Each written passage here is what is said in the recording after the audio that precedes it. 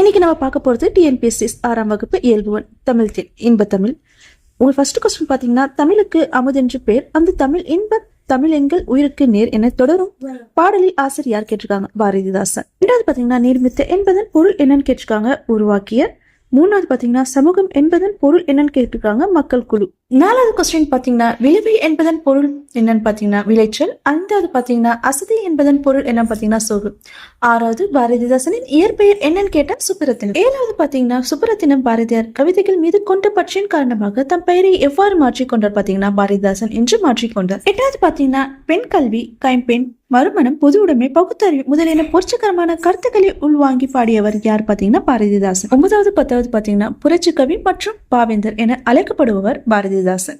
அடுத்தது பாத்தீங்கன்னா, தமிழை பலவிதமாக போற்றியவர் யார்? பாத்தீங்கன்னா பாரதிதாசன். 12வது கொஸ்டின் பாத்தீங்கன்னா, பாரதிதாசன் தமிழுக்கு இட்ட பெயர் என்னன்னு பாத்தீங்கன்னா அமுது, நிலவு மற்றும் மனம்.